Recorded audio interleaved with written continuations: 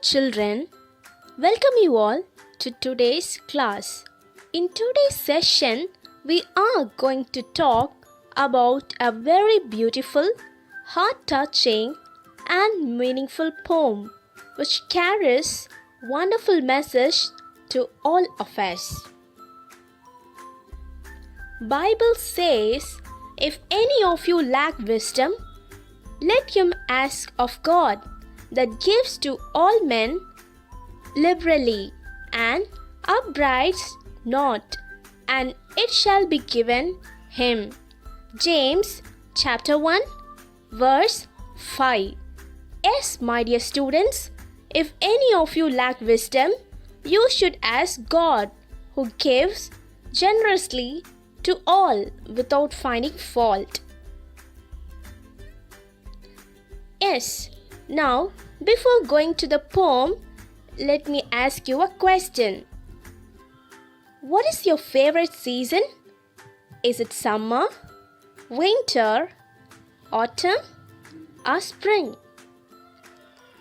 Okay, I hope you all like winter. Yes.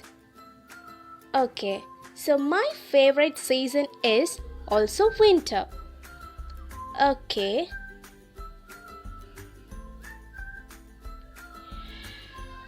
So, by looking at this picture, what comes in your mind? Yes, it's something look like winter, right? Yes. So, can you guess what the title of the poem will be? Yes. So, the title of the poem is The Coal Within, and it was written by the poet James Patrick Kenny. I repeat, the title of the poem is The Coal Within, and it was written by the poet James Patrick Kenny. Okay, children, now let's see about the poet. The name of the poet is James Patrick Kenny. I repeat, the name of the poet is James Patrick Kenny. James Patrick Kenny is an American poet who wrote this poem in 1960s.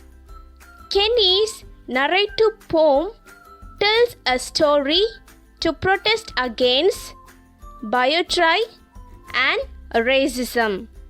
The piece comprises of 8 quatrain, 4 line per stanza with an approximate ABCBN rhyme scheme. Patrick Kenny uses simple language and structure to ensure the message is not tilted.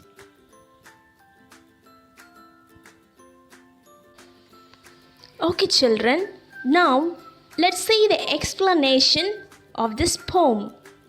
Shall we read this poem first? Yes. So the first stanza goes like this. 6 humans trapped by happenstance in bleak and bitter cold. Each one possessed a stick of wood, or so the stories told. Can you read it along with me? Yes. 6 humans trapped by happenstance in bleak and bitter cold. Each one possessed a stick of wood, or so the stories told. Now let's see the explanation. Yes.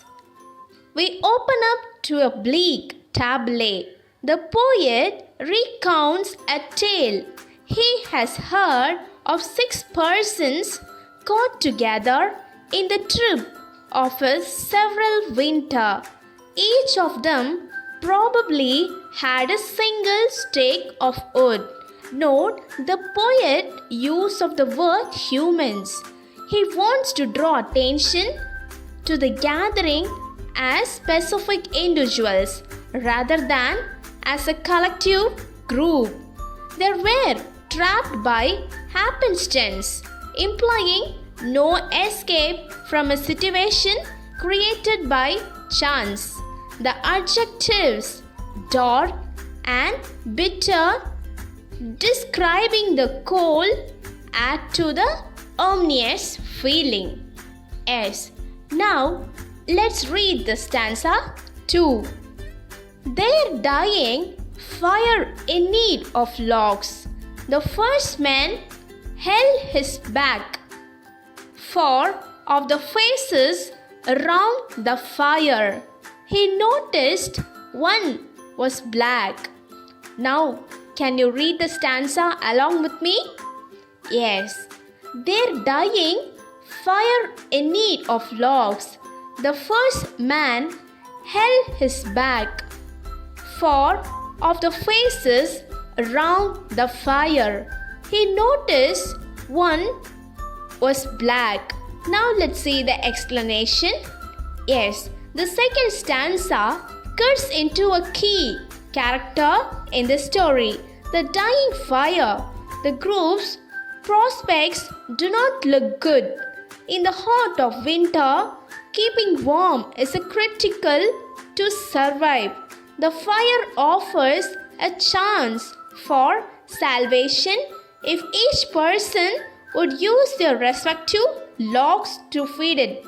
The dying fire is silent to appeal the group helping each other.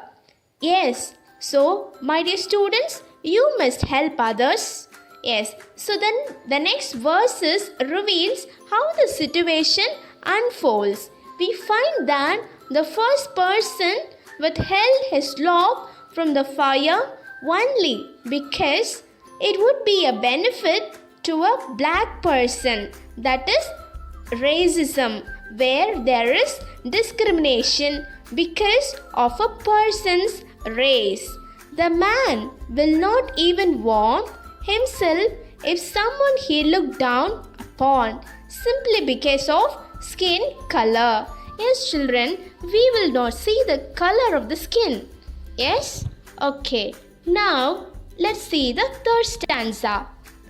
The next man, looking across the way, saw one knot of his church and couldn't bring himself to give the fire his stick of birch. Can you read it along with me? Yes. The next man, looking across the way, saw one knot of his church and couldn't bring himself to give the fire his stick of birch. Now let's see the explanation. The second person looked across the fire and saw someone who he knew didn't share his religious ideology, and just because of that, he can't bear to give up his log to the communal fire. This is biography, which speaks of intolerance to a person because they do not share the same opinion or the ideas. Now, let's go to the fourth stanza.